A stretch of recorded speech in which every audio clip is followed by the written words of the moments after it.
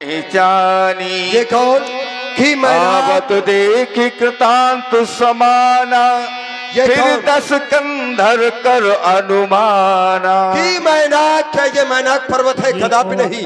तो क्या ये पक्षीराज गरुड़? ये भी नहीं, क्योंकि ये तो दोनों अपने स्वामी के सहित मेरे बल वैभव पराक्रम को भली भांति जानते हैं। तो फिर ये तीसरा कौन? ओह, ये तो बूढ़ा जटायु है। क्यों नहीं, जिसका अंतिम समय आ जाता है तो वो तीर्थ यात्रा में सोचता है कि उसी तीर्थ में मेरे प्राण निकल जाए, जिससे कि मेरा भी उद्धार हो जाए, मुझे भी मुक्ति मिल जाए, इस भवसागर से मेरा तरण हो जाए। तो आज मम कर तीर छड़ी देहा, तो आज ये बूढ़ा जटायु आज मेरे भुजा रूपी तीर्थ में अपने प्राणों का त्याग करेगा। सावधान, सावधान, सावधान, सावधान, हेरा दुष्ट कहीं रावण, सुरत गीत को धावा, कहे सुन रावण मोर सिखावा। चोचन मार विदार सुदेही, दंडिये को भई मूर्छाते ही। तब सकोद निसर खिसियाना, कारिस परमो करालु कृपाना। अपने आप को वीर कह रहा था पापी।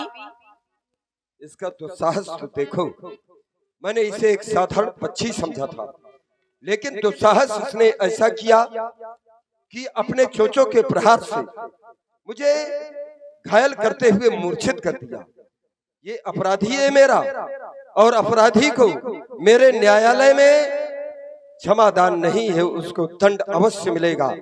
ए जटायु, मैं तुझे ऐसा दंड दूंगा, ऐसा दंड दूंगा, ऐसा दंड दूंगा जिसकी तूने जीवन में कभी स्वप्न में भी कल्पना न की होगी।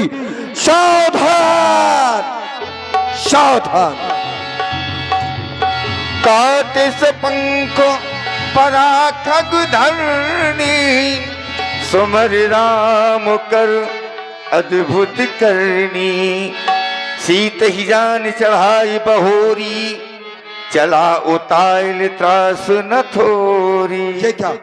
जैसे ही मैंने रथ की गति को अपने महलों की ओर मोड़ा, अकस्मात मेरे रथ की गति रुक गई। ऐसा क्यों?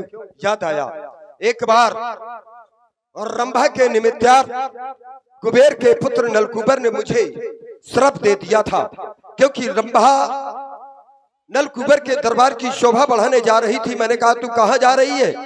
बोली, मैं नलकूबर के दरबार की शोभा बढ़ाने जा रही हूं। मैंने कहा, नहीं, चल पहले मेरे महलों की शोभा बढ़ा। उसके केशों को पकड़ करके जबरन महलों में खींच करके लाया। जब मेरे यहाँ से वो नलकूबर के पास पहुंची, नलकूबर ने कहा, तुम्हारी ये दुर्दशा किसने की? उसने कहा, ये त्रिलोक जयी और रावण ने ये मेरी दशा की है। बस नलकूबर ने उसी समय मुझे श्राप दे दिया था कि आज के बाद त्रिलोक जयी रावण यदि किसी सती को पर्यायी महलों में अपने लाएगा, तो उसी समय ये मस्तक तेरा टुकड़े टुकड़े हो जाएगा। तो आज उसी श्राप का स्मरण करते हुए, सीते, मैं तुझे महलों में न रख करके अशोक वाटिका में रखूंगा। ये है मेरी प्रिय अशोक वाटिका। बैठो सीते, यहीं पर विश्राम करो, क्योंकि तुम श्रमित हो गई हो। अब तू मेरे अधिकार क्षेत्र में है, जैसा मैं कहूंगा वैसा तुझे करना होगा। यही विधि सीता ही सो ले गयऊ, बन अशोक महराकत भयऊ। यहीं पर लीला का विश्राम। सभी भक्तजन एक बार प्रेम के साथ जय घोष करते हुए अपने अपने गृहों को प्रस्थान करें। बोलिए प्रभु श्री रामचंद्र की, बोलिए लखन लाल की, बोलिए हनुमान जी महाराज की, बोलिए आदिशक्ति मैया की, बोलिए चित्रकूट धाम की, बोलिए संत समाज की जय हो।